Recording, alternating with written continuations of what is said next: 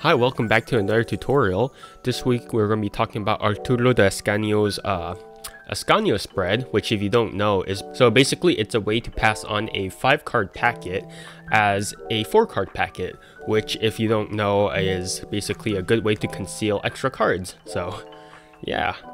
So just before we begin, as per usual, we'll begin with a short history lesson. So this move was created by Arturo de Ascanio back in, well, not back in, but like it was first published in 1971 in a routine called Wriggling Aces. This move was published in Illusionismo, and then also Le Journal de la Prestidigitation. Oh my god, I'm struggling with French. And also the Mum, which is the Magic Unity Might, so the English magazine. So he published the Ascanio Spread and the Wriggling Aces, I believe, at the same time to all three back in 1971. Where I first learned it, god, it's been a long time, so I learned it somewhere on YouTube. That's the best answer I could give you. So I learned it somewhere on YouTube, and I can tell you it's not I probably didn't learn it right. So just a fun fact, also a historical fun fact, the version that we mostly see nowadays on YouTube, so I'll just give a quick demonstration of the one that we see on YouTube. So the one that we see on YouTube, this one, right, is not in fact actually the original version. The original version was actually done with the short ends of the cards, right, like so. So I'm not sure why this change happened. It could be like a change in translation, right? Like some the words could have been lost in translation, or some people spread it by word of mouth, and then like they just learned it wrong.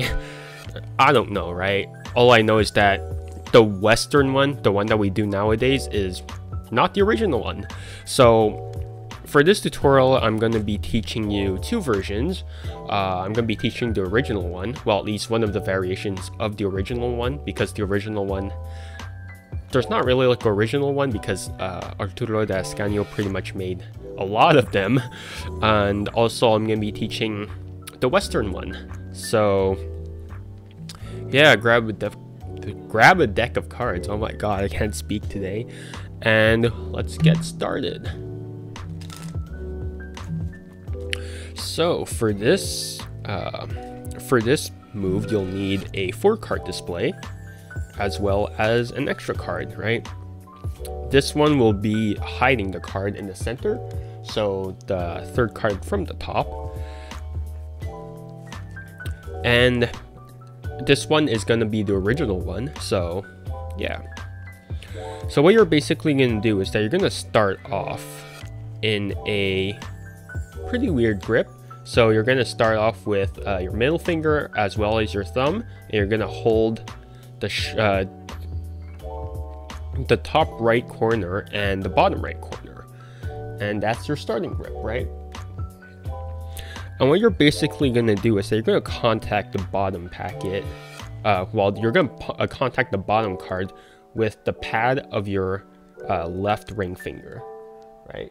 And what this will allow you to do is that will actually allow you to slide the bottom card free. And once you actually have it free, and you know, out of the way, you can contact the other card with the pad of your middle finger, and this will also cause the fourth card from the top to dislodge.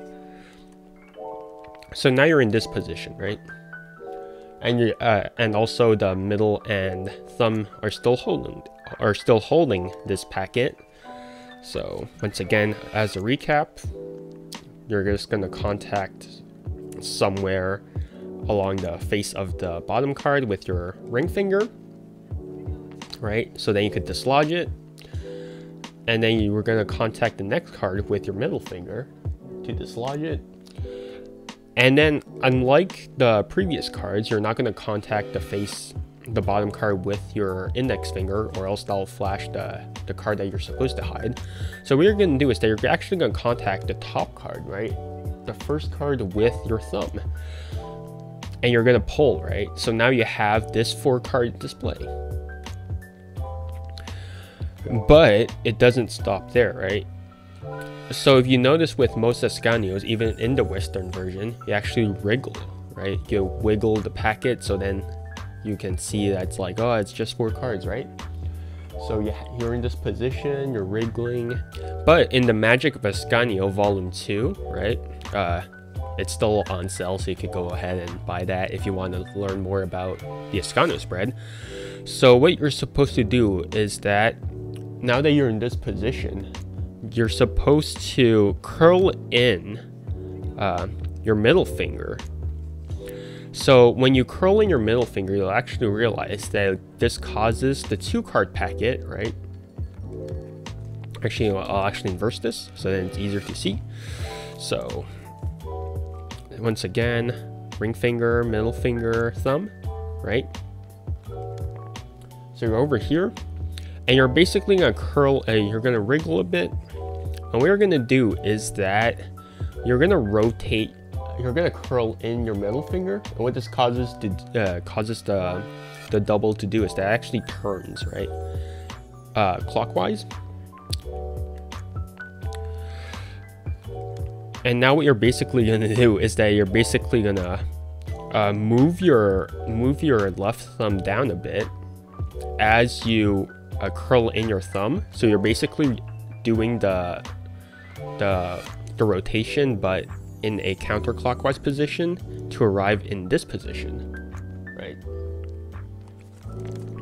So just as again, so ring finger, middle finger, thumb, right? Wriggle a bit, curl in your middle finger, right? As your thumb goes down, curl in your thumb, so then it goes in this position.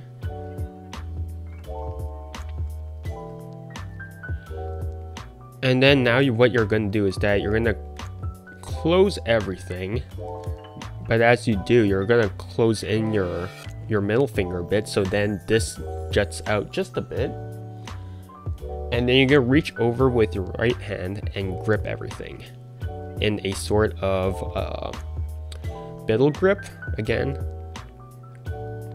right? And you're going to square everything up. And that's the basic mechanics for the Ascanio Spread, well, the original version.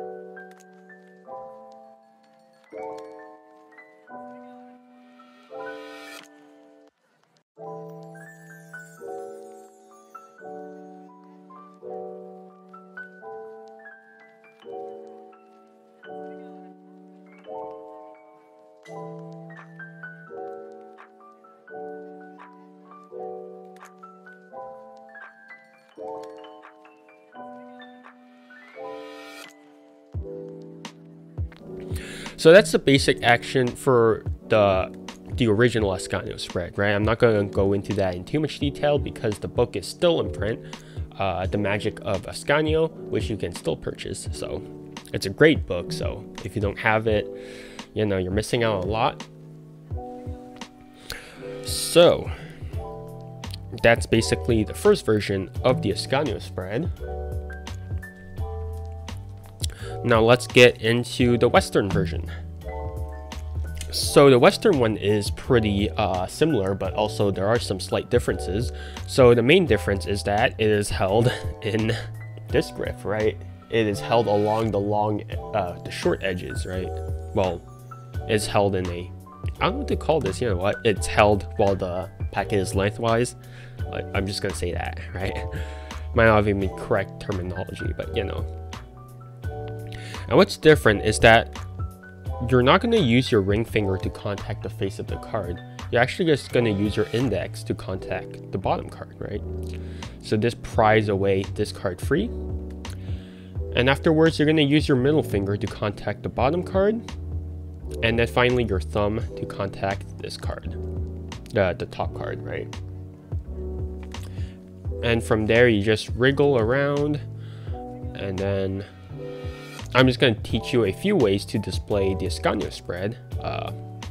So some people like to keep it like this. So in this very not nice fan-like display. Other times people like to separate both packets, and then you could just use your index finger to display, to just move the top card. You can just use your index to move the top card around, right, in such a display. And then finally, I've seen this, probably the one that I hate the most. You can see some people just they actually just leave it bunched up like this, which is probably something that I really hate. And then you just close everything up.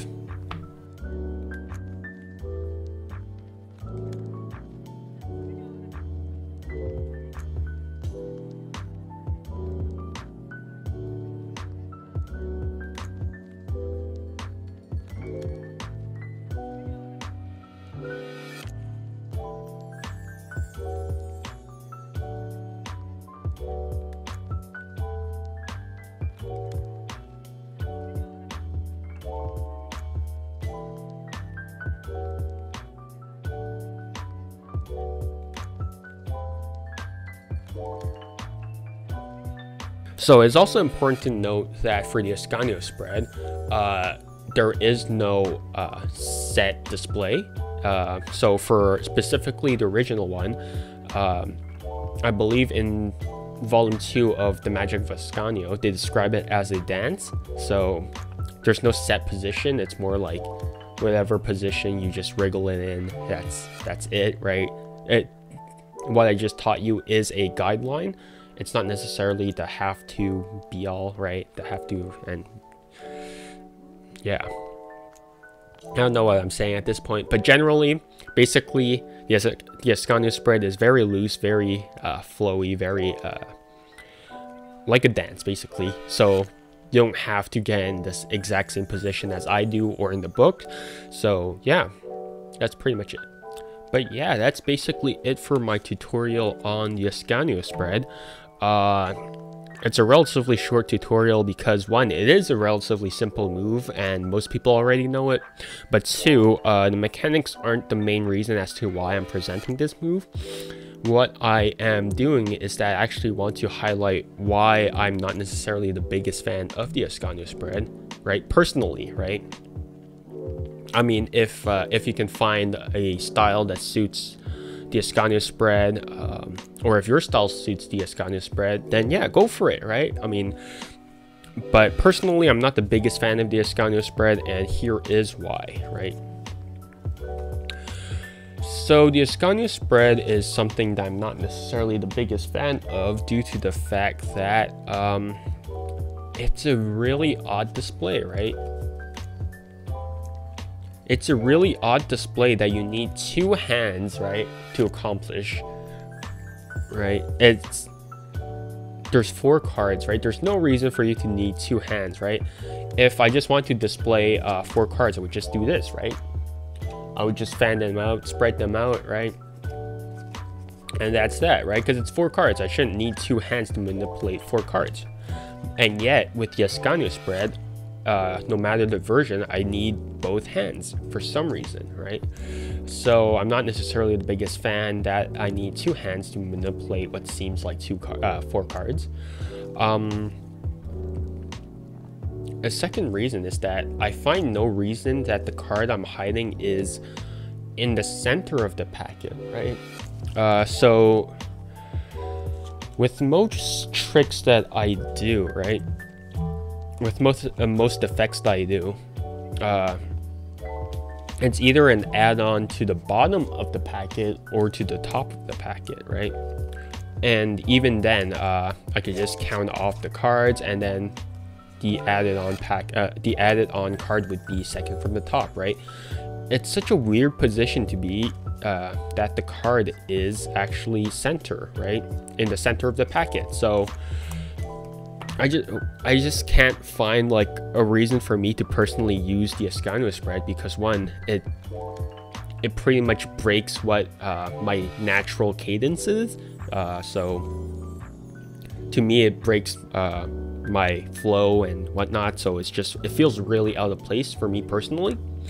And also, it's just a really bizarre position to have the hidden card in. I would much prefer to just get a break underneath the top card, underneath the bottom card, right? And then just spread up the cards, right? This I find to be much more deceptive and quicker than the Ascanio spread. But again, this is just my personal thoughts. You don't have to follow along with it. And so yeah, that's pretty much it for my thoughts on the Ascanio spread, as well as two methods relatively quickly on how to do the Ascanio spread. I hope you found my thoughts to be somewhat useful, and I hope you found the tutorial to be, just somewhat somewhat interesting, even though it's quick. So don't hesitate to ask questions down in the description below. As to where you can learn more on the Ascanio spread, the best place to learn the Ascanio spread as of this moment are the 3 book volumes of, well, technically there's 4, but like only 3 I care about. So there's 3 books on the magic of Ascanio that concentrate on card magic. Well, not really like, okay, so the first book concentrates on the structural conception of magic, so not specifically card magic, but I do think you can apply that easily to your sleights and routines. The second book is the card magic studies, the card studies, or whatever. I don't really remember. So that's where the most of the Ascanio spread is located. And the third book is more studies on card magic. So the trilogy or the quadrilogy is called The Magic of Ascanio. So you can go ahead and purchase that. I believe it's still on sale on Vanishing Ink, so you can go ahead and check that out. As for more resources or anything related to the Ascanio spread or just false counts, I'll place obviously everything after this talking section, so then you could have more things to look at. So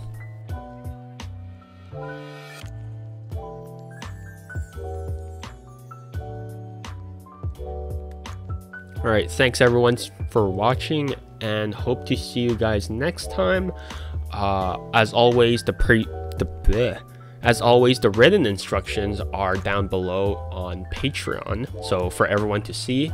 If you're on Patreon, then they're already out. If you're in public, then yeah, they're also out because I published these at the same time. But if you're on Patreon, then you get to see these 1 week earlier. So yeah, that's pretty much it, and see you guys next time. Yay.